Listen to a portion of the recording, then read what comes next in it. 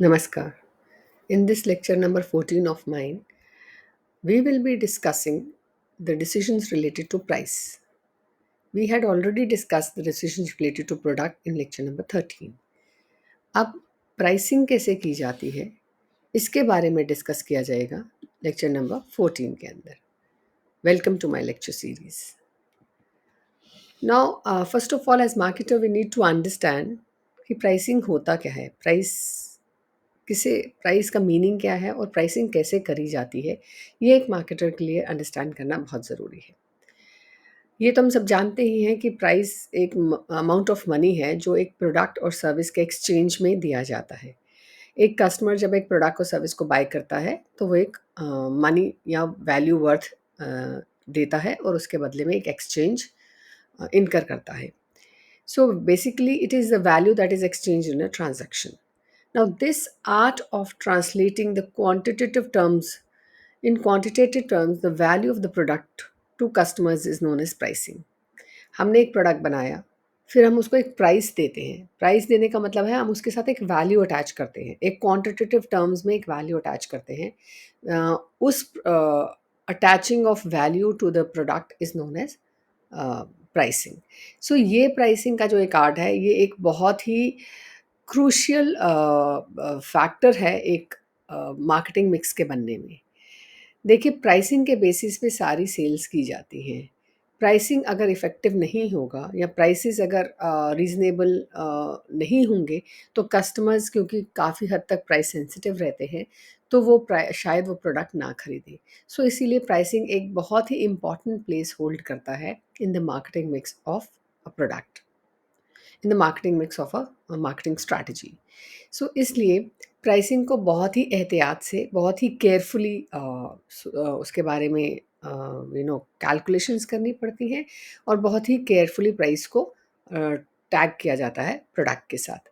अब ये जो प्राइस है, इस प्राइस को it is not necessary that once you have given a price to a product or once you have attached a value to a product, that value will remain consistent for over a period of time. No, it keeps on changing. Along with the dynamic changes in the market, you have to see the customers, you have to see the taste, fashions, you have to see the PLC stage of a product, and accordingly the prices get revised time and again. So that is why it is a very very flexible P of the marketing mix. Product एक बार बन जाता है, वो change नहीं कर सकते आप, लेकिन प्राइसिंग को चेंज कर भी सकते हैं, तो उसमें काफ़ी टाइम लगता है. उसमें वेरिएशंस लाने के लिए you need to redo the product. But pricing को टाइम एंड अगेन आपको रिवाइज करना पड़ता है, आपको बार बार उसको चेंज करना पड़ता है. कई बार तो बहुत ही जल्दी, within days, within months भी चेंज करना पड़ जाता है, depending on the environment outside. So this pricing element is highly dependent on the marketing environment. So हमने मार्केटिंग एनवायरनमेंट में पढ़ा था कैसे एनवायरनमेंट हम पे असर डालता है. सो प्राइसिंग एक ऐसी चीज़ है जिसके ऊपर एनवायरनमेंट का काफ़ी हद तक असर रहता है और इसको बार बार चेंज करने की ज़रूरत हमें रहती है. सो इसीलिए अगर हम देखेंगे तो नंबर 2 पॉइंट पे हमने लिखा हुआ है, this is the most flexible element of the marketing mix. Right. So एक बार बार चेंज करने की इसको ज़रूरत रहती है, इसको रिवाइज करने की ज़रूरत रहती है. इसलिए and we have to be very careful with pricing, because अगर प्रोडक्ट का प्राइस ज़्यादा चार्ज कर लिया गया तो उसके मार्केट में बिकने के चांसेस कम हो जाते हैं. Now it is very important in the sense that it is the only P that generates revenue. आपके जितने भी मार्केटिंग मिक्स में पीज़ हैं, उनमें से यही एक पी है जो एक रेवेन्यू जनरेट करता है, इसलिए ये बहुत ही इम्पॉर्टेंट है और इस पे काफ़ी ध्यान देना पड़ता है मार्केटर को. So this is why it is very important that pricing should be done at a with it should be done very very carefully, and it should be done keeping in view many factors which we'll be discussing later in the chapter. Then it is also the index of product quality and user status. इससे इस जब आप एक product को price करते हैं तो उससे ये पता चलता है कि प्रोडक्ट की क्वालिटी क्या है, क्योंकि प्राइस और क्वालिटी को हमेशा इकट्ठे देखा गया है, दे आर पॉजिटिवली एसोसिएटेड. अगर हम एक कंज्यूमर ये मानता है कि अगर एक प्रोडक्ट का प्राइस ज़्यादा है तो ऑब्वियसली उसकी क्वालिटी क्वालिटी अच्छी ही होनी चाहिए. और अगर एक प्रोडक्ट अच्छी क्वालिटी ऑफर कर रहा है तो वी अज्यूम कि इसकी इसको तो ज़्यादा, इसके पैसे तो ज़्यादा ही होंगे। So since they are positively associated, the quality becomes the price becomes the index of quality. हमें प्राइस की वजह से प्रोडक्ट की क्वालिटी का अंदाज़ा हो जाता है। इसी तरह हमें ये भी पता चल जाता है कि इसका यूज़र का स्टेटस क्या होगा। अगर प्रोडक्ट हाईली प्राइस्ड होगा तो हम कहेंगे ठीक है, ये हायर क्लास लोगों के लिए बना है। तो या वो लोग जो इसको यूज़ कर सकते हैं, उनका स्टेटस जो है वो हाई होगा। So price is the index of product quality as well as the user status. It is also a tool to meet the challenges due to competition. अब कंपटीशन मीट करने का एक ये बहुत ही बढ़िया वेपन है हमारे हाथ में, मार्केटर्स के हाथ में एक अच्छा हथियार है, जिससे कि वो कंपटीशन को बीट कर सकते हैं। प्राइस के थ्रू वो कंपटीशन प्राइस कम करके अपने कॉम्पिटिटर को वो एक चैलेंज दे सकते हैं। सो यहाँ कंपटीशन का चैलेंज फेस कर सकते हैं। And it is the determiner of value. So इससे ही हमारे प्रोडक्ट की एक वैल्यू डिटर्मिन होती है। इसीलिए प्राइसिंग जो हमें एक बहुत सिंपल सी चीज़ लगती है कि क्या है, एक प्राइस ही तो लगाना है प्रोडक्ट के ऊपर। No, it is very very, I mean, my personal opinion is that it is the most difficult P of all the elements which are there in the marketing mix. Price को define करना और price को बार बार change करना एक challenge ही रहता है एक marketer के लिए। So it is very difficult, it is a very tough task to price a product. Then price को हम जब प्राइसिंग करने जाते हैं तो कुछ मकसद रहते हैं मार्केटर के, कि अगर हमने एक प्राइसिंग करनी है तो हमारा ऑब्जेक्टिव क्या है। सो प्राइसिंग ऑब्जेक्टिव्स के अंडर हम ये पढ़ेंगे कि किस पर्पस से प्राइसिंग की जाती है।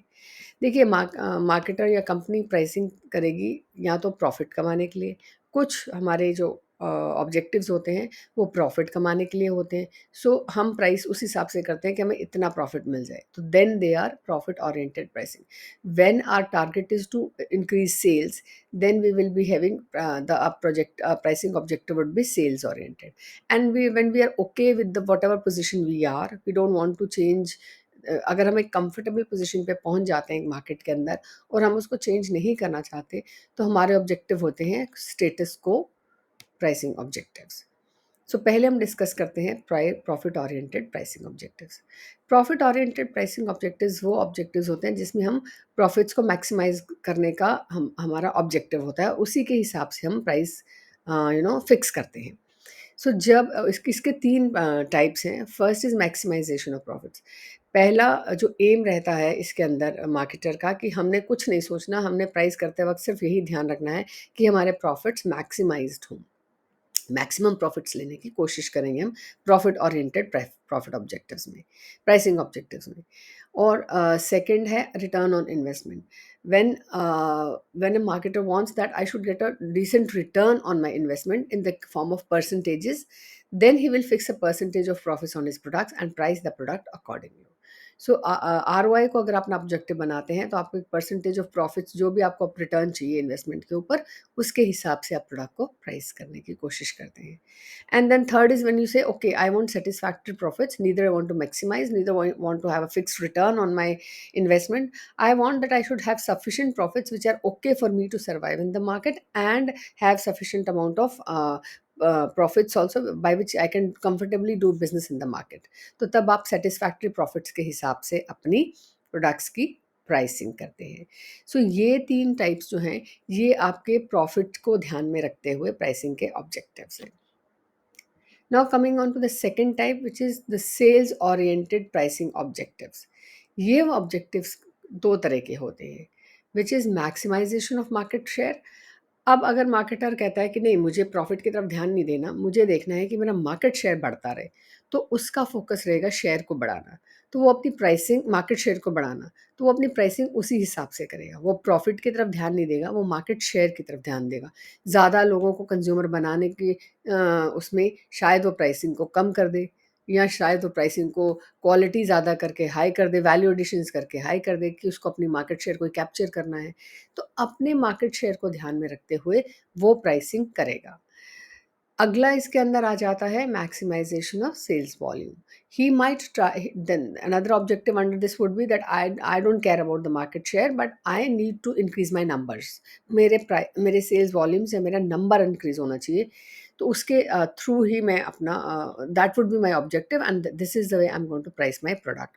सो जब वो चाहता है कि सोचता है कि मुझे सिर्फ सेल्स ही बढ़ानी है, मार्केट शेयर से मुझे कोई मतलब नहीं है, बट सेल्स वॉल्यूम, नंबर्स बहुत ज़्यादा होने चाहिए सेल्स के और उसी की वजह से मैं प्रॉफ़िट कमा पाऊँगा, तो वो सेल्स पे फ़ोकस करते हुए अपनी प्राइसिंग करेगा कि मैं सेल्स वॉल्यूम अपनी किस तरह से इंक्रीज़ कर सकता हूँ, उसको ध्यान में रखते हुए प्राइसिंग्स अपनी प्रोडक्ट्स की प्राइसिंग करेगा।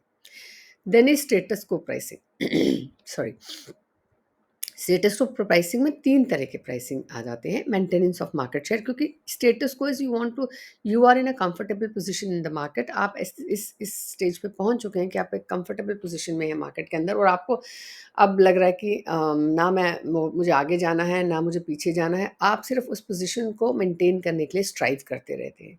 सो in that case it's not that you are not doing anything. आपको पोज़ीशन मेंटेन करने के लिए भी आई मीन बार-बार प्राइसिंग को रिवाइज़ करना पड़ता है, उसको स्टडी करना पड़ता है। You just can't leave pricing like that. You keep doing it, but you say that, okay, this is the price I have fixed and now I'm not going to either increase or decrease it. So इसमें भी 3 types हैं that you want to maintain your market share. In case the objective is that this much market share I've achieved and now I'm not comfortable with it. I am not going to increase or decrease it. So you keep on working on that only and fix your prices accordingly. Maintenance of a goodwill और image, आपको लगता है कि मेरी एक image बन चुकी है, अब मैं इससे ना इसी प्राइस बेस पे मेरा इमेज भी बना हुआ है, प्रोडक्ट के बेसिस पे मेरा इमेज बना हुआ है, मार्केट शेयर भी मेरा सफिशिएंट है that I can survive in the market very comfortably. So then you work in that direction, you try to maintain your image and price the product accordingly. And then third is your stable prices. Obviously these two may lead to stable prices only when you see that the market has the prices in the market है stabilised और अगर हल्का सा भी मैंने price को छेड़ा, ऊपर किया नीचे किया, तो कॉम्पिटिटर्स भी मेरे को फॉलो करेंगे। तो उससे एटलीस्ट उससे क्या होगा कि there is no point going down. So what you do, you since the market is stabilized at certain point of price, you try not to not to just touch it, just leave it as it is, because everybody is comfortable in that. So this is status quo pricing. So these are the three types of objectives which the marketer would like to pursue while fixing his price. These objectives can be changed also. Like maybe today I want to have a sales oriented pricing, but tomorrow when I achieve a position which is very comfortable for me, I can shift on to status quo pricing objectives. So ये objectives आपके change हो सकते हैं। ऐसा नहीं कि आपने एक objective choose किया तो आपको ज़िंदगी भर वही फॉलो करना है। Next is pricing methods. Pricing के चैप्टर में ऑब्जेक्टिव्स, मेथड्स और पॉलिसीज, ये 3 चीज़ें ही कवर की जाती हैं जिनके ऊपर एक मार्केटर को जिनको मार्केटर को समझना है और उनको डिसीजंस लेने हैं। सो ऑब्जेक्टिव्स हमने समझ ली, अब हम मेथड्स पे आ जाते हैं। प्राइस किया कैसे जाता है, मेथड का मतलब है किस तरीके से प्राइसिंग की जाती है। सो 2 तरीके से प्राइसिंग की जाती है, cost based, right, and value based. So these are two types of methods which are followed by the marketers for pricing their products. या तो वो प्राइसिंग कॉस्ट के बेस पे करेगा या वो प्राइसिंग वैल्यू के बेस पे करेगा। नाउ हम इसको समझ लेते हैं, कॉस्ट बेस्ड क्या है और वैल्यू बेस्ड क्या है। कॉस्ट बेस्ड प्राइसिंग वो प्राइसिंग है जिसमें मार्केटर अपने प्रोडक्ट को बनाता है, उस पे एक पर्टिकुलर प्राइस अटैच करता है। It can be a percentage, it can be maximization, it can be stable pricing, whatever pricing objective he has. He would fix up the cost on the basis of a certain amount of pricing, a certain amount of profits, and then he will fix that value for the product to be sold in the market. तो इसमें हमने क्या किया, हमने cost को base बनाया, उस पे हमने ऐड की थोड़ी सी we added a little bit of what do you say, profits, and then we fixed up a price for the product. So now what are we doing? We are, as a marketer, ourselves deciding that this is the product, and if we add this much of margin on it, we will be able to sell the product in the market. So so that means we are assuming that whatever we are going to produce and price at will be sold in the market. Okay, so this is cost based pricing कि हमने अपने आप ही cost लगा दी, क्या cost पड़ेगी हमें, हम कितना प्रॉफिट चाहते हैं और हम इतने में मार्केट में बेच देंगे। लेकिन वैल्यू बेस्ड प्राइसिंग में ऐसा होता है कि हम ये मान के चलते हैं कि हमने ये जो प्रोडक्ट बनाया है, हमें ये सोचना है कि इस प्रोडक्ट को कस्टमर कितनी वैल्यू देगा, किस वैल्यू पे वो खरीदने को तैयार रहेगा। That means perceived value of customer of that product. कि अगर मैं एक प्रोडक्ट बना रही हूँ और वो कस्टमर को बहुत पसंद आता है, उसको बहुत बेनिफिशियल लगता है, या उसकी वो एक कोई पर्टिकुलर प्रॉब्लम को सॉल्व कर देता है, तो वो उस प्रोडक्ट के साथ बहुत सारी वैल्यू अटैच कर देगा और उसको खरीदने के लिए कोई भी पैसे देने के लिए तैयार रहेगा। So here in this case, as marketers, we try to assess that what value will the customer attach to that product, and on the basis of that value, we try to make the product, price it, and then sell it, right?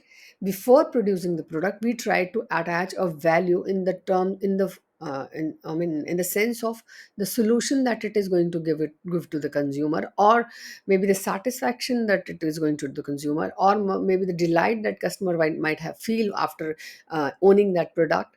That value is taken into consideration while producing the product, and if that value is delivered by that product, then the price can be charged as much as possible, right?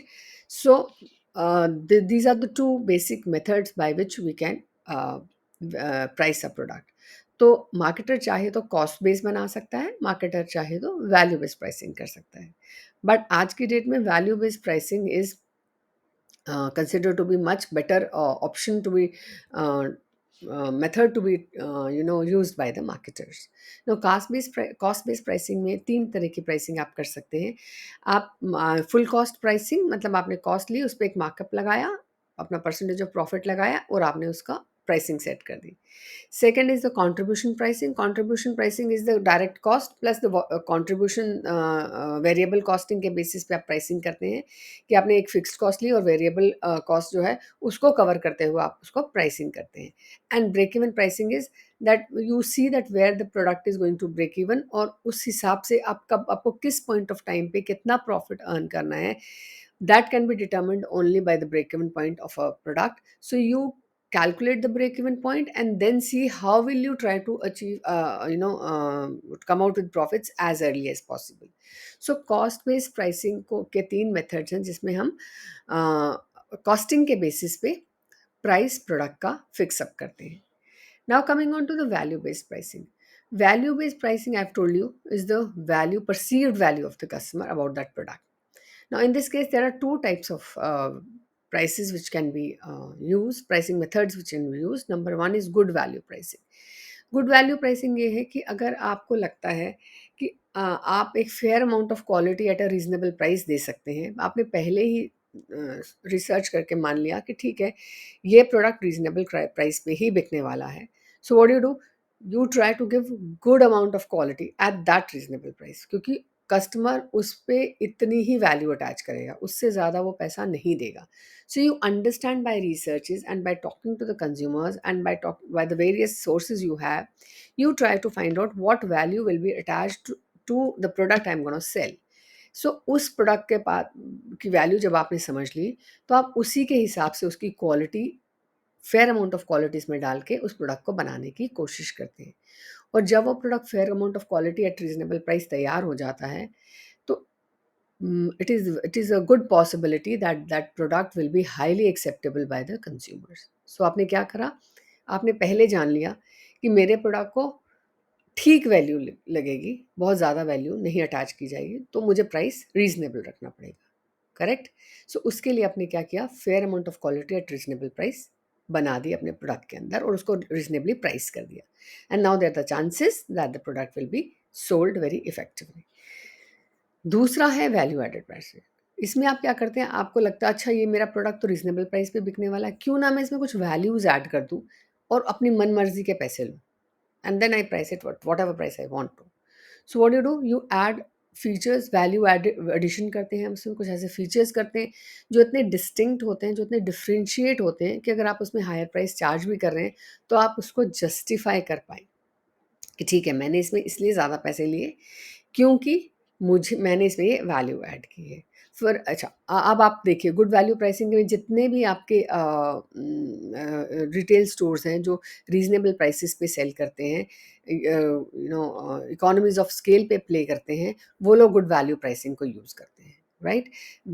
Normal goods जो भी बिकते हैं, जो non branded goods आप कह लीजिए, जिसमें आप बहुत ज़्यादा पैसा पे करने को तैयार नहीं है, तो फिर वो गुड्स जो हैं वो रीजनेबल क्वालिटी पे मिलते हैं, आपको रीजनेबल प्राइस पे मिलते हैं और क्वालिटी इज़ ओके।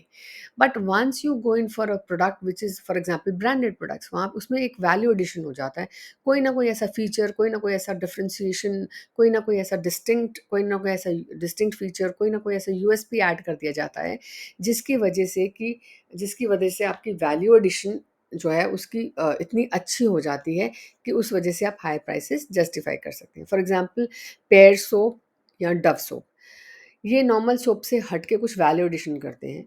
कुछ ऐसा, for example Pears contains glycerine and Doves contains moisturiser, ऐसी वैल्यू एडिशन करके वो उसको उन दोनों सोप्स को नॉर्मल सोप से कहीं ज़्यादा हाई प्राइस पे बेचते हैं। So this is how you add do value based pricing. So nowadays it is better that the marketer follows value based pricing by assessing what value will the customer attach to their products and accordingly price them, or add values in them so that you can sell them whatever price do you want. सो सभी branded जो सभी branded products होते हैं वो कुछ ना कुछ ऐसा वैल्यू एडिशन करते हैं, लग्जरी एलिमेंट ऐड करते हैं, प्रेस्टीज एलिमेंट ऐड करते हैं, जिसकी वजह से कस्टमर कोई भी वैल्यू उन प्रोडक्ट्स के लिए देने के लिए तैयार रहता है, right. So this is all about value based pricing. Now the next method is demand oriented pricing. जो डिमांड ओरिएंटेड प्राइसिंग है वो बेस करी जाती है on the base of demand of the product. It is a demand is a very important factor in the case of pricing. आप value base कर लीजिए, आप कॉस्ट बेस कर लीजिए, बट जब तक डिमांड ही नहीं होगा प्रोडक्ट का, प्रोडक्ट बिकेगा कैसे? सो आपको एज अ मार्केटर बहुत बार ये देखना पड़ता है कि प्रोडक्ट की डिमांड कितनी है। अगर आप पीएलसी की तरफ जाइए, प्रोडक्ट लाइफ साइकिल की तरफ जाएँ, तो सैचुरेशन पे डिमांड कम हो जाती है और उस समय आप कहें कि मैं हायर प्राइस चार्ज कर लूँ या मैं जो percentage of price profits charge कर दूँ, would not be possible for you because the demand is saturated और it is going to go down. So many factors have to be taken into account when you're trying to price the product. So one method is to assess the demand, and that will depend on the type of the product and as well as the stage on which the product is lying at that point of time. So ये methods भी आपके बदलते रहते हैं। कभी आप value based करेंगे, कभी आप demand based करेंगे, depending on the situation in which you are in as a marketer, right? There might be some environmental impact which might force you to change from one method to another. सो ये सारी चीज़ें बहुत flexibility से चलती हैं और आपको बहुत ओपन रहना पड़ेगा कि कभी भी आपको कोई भी डिसीजन लेना पड़ सकता है प्राइसिंग को लेके। So demand is one such factor which is very very you know volatile. Demand कभी भी बदल सकती है, डिमांड कभी भी ज़्यादा हो सकती है, कम हो सकती है। आपने देखा होगा during the COVID period the demand for medicines were so high. So अब वो डिमांड लो हो गई है, तो उस समय की डिमांड ओरिएंटेड प्राइसिंग आज काम नहीं करेगी, राइट। सो इसलिए demand oriented pricing is also another method which normally the marketers do use because they are quite impacted by the demand of the product in the market. So this is also one way or one method to price the product. Then competition based pricing. Competition से कैसे बचे रह सकते हैं हम तो कहेंगे हम कुछ भी परसेंटेज लेना चाहेंगे कॉस्ट बेस करके या वैल्यू लगा के कुछ भी चार्ज कर लेंगे, ऐसे कैसे? There is a competition in the market. जब तक आप कॉम्पिटिशन को नहीं देखेंगे, उनको ध्यान में नहीं रखेंगे, तो वो प्राइसिंग मेथड भी आपको ध्यान में रखना है और उस हिसाब से भी आपको कॉम्प करनी है। So it depends which method you want to follow, but competition based pricing method is also one of the pricing method which you can go in for. इसमें दो तरह के pricing methods होते हैं। One is going rate pricing और follow the crowd। देखिए अगर बहुत सारा कंपटीशन है मार्केट में और एक स्टेबिलिटी पे पहुंच चुका है कि एक फिक्स्ड प्राइस है, तो आप उसी रेट प्राइसिंग को फॉलो करते हैं या फॉलो द क्राउड को फॉलो करते हैं, क्योंकि प्राइसेस किसी एक लेवल पे फिक्स हो चुके हैं और कॉम्पिटिटर सब उसी लेवल पे बेच रहे हैं, तो आप उसको हिलाते नहीं हैं। आप उस कंफर्ट ज़ोन को वहीं रहने देते हैं और प्राइसेस वही फॉलो करते हैं जो सब लोग प्राइस कर रहे हैं। फॉर एग्ज़ाम्पल कोल्ड ड्रिंक्स के अंदर आप देखिए colas, Coke, Pepsi and all, they are all almost price on the same level. और वो सब वो सब जितने भी कोल्ड ड्रिंक्स हैं वो दे फॉलो द एक क्राउड की तरह फॉलो करते हैं प्राइस को। और जो क्राउड फॉलो प्राइस करता है वही आप प्राइसिंग कर देते हैं, बिकॉज वहाँ that is a fix price in the market. So you price the product according to what others are charging. और उसमें ऐसा हो जाता है कि अगर आपने उसको चेंज किया, कम किया, तो आपके कॉम्पिटिटर्स भी कम कर देंगे, और ज़्यादा करेंगे तो कोई खरीदेगा नहीं, क्योंकि कॉम्पिटिटर तो ऑलरेडी कम प्राइस पे बेच रहे हैं। सो इसलिए द बेटर थिंग इज़ कि जो चल रहा है वही प्राइस फॉलो करो, या जो क्राउड कर रहा है उसी को फॉलो करो। देन सी और इसमें एक और प्राइसिंग ऐड होता है जिसमें follow the leader. Follow the leader के केस में क्या होता है कि जो आपका लीडर उसमें फॉलो कर रहा है प्राइस को, आप उसी को फॉलो करिए, उसके ऊपर नहीं जाने की कोशिश कीजिए, और उससे चाहें तो थोड़ा सा कम ही रखें प्राइस को। Then you have sealed bid pricing. Sealed bid pricing एक ऐसी प्राइसिंग है जिसके अंदर टेंडर्स के थ्रू प्राइसिंग के कोट्स लिए जाते हैं, कोटेशंस मांगी जाती हैं, और ये ज़्यादातर गवर्नमेंट इंस्टीट्यूशंस या बिजनेस बायर्स यूज़ करते हैं जिनको बल्क बाइंग करनी होती है।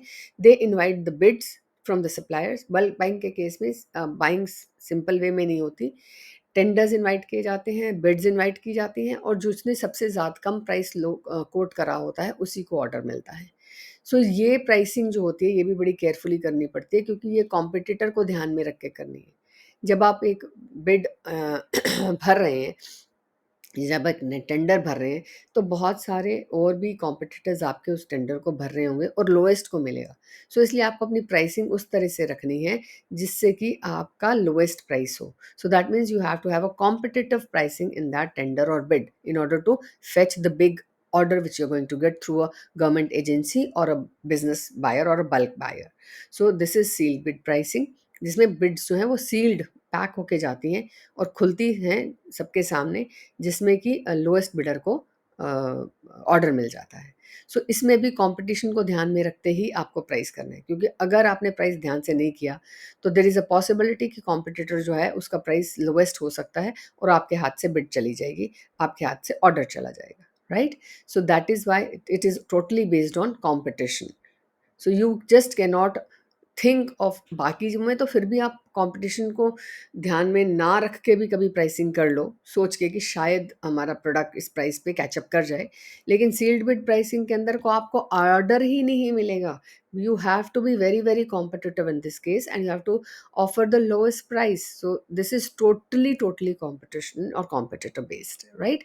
सो this is all in this lecture, wherein we have talked about the various objectives and methods of pricing, जो कि एक मार्केटर को समझना चाहिए, और प्राइसिंग कैसे की जाती है ये भी समझना चाहिए, ताकि वो बहुत ही एक्यूरेट और प्राइसिंग के साथ अपने प्रोडक्ट को मार्केट में लेके आए, which is acceptable to the consumers. So in the next chapter, in the next lecture, I will be talking about the pricing policies and the various factors that affect the pricing decisions of a marketer. Until then, I goodbye, and have a lovely day, and please be happy and stay keep smiling always. Thank you so much.